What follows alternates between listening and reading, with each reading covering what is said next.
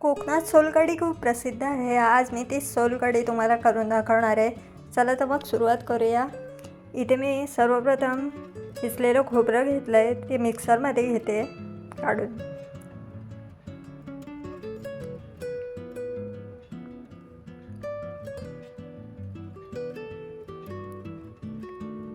आता त्यात मी थोडंसं पाणी ॲड करणार आहे आणि हे सर्व मिश्रण छान मिक्सरला लावून घेते.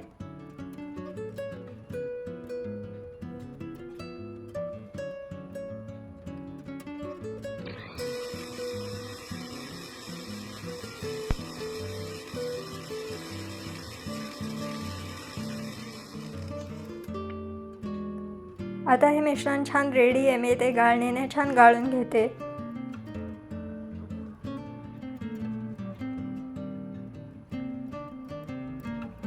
छान असं हे गाळणीने गाळून घ्यायचं आहे. जाड भाग घ्यायचा नाही आहे, फक्त पाणी घ्यायचं आहे त्याचं.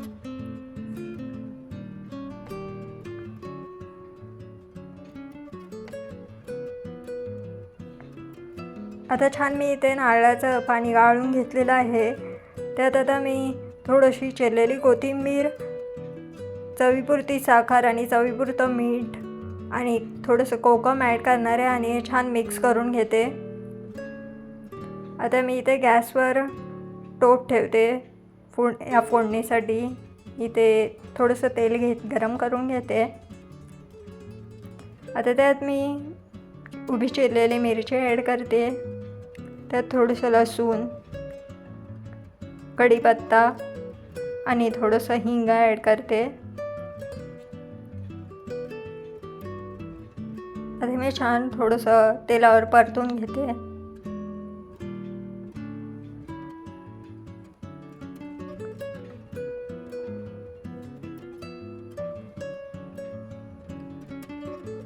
गॅस एकदम लो ठेवायचा आहे.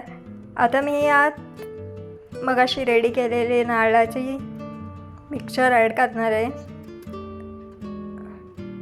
ह्याला उकळी विकळी काही येऊन द्यायची नाही आहे. थोडंसंच मंद आचेवर छान फक्त गरम करून घ्यायचं आहे. आता ऑलमोस्ट माझी सोलकढी रेडी आहे.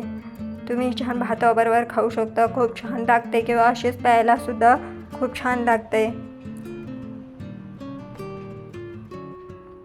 जर तुम्हाला हा व्हिडिओ आवडला असेल तर लाईक, शेअर, सबस्क्राईब करायला विसरू नका.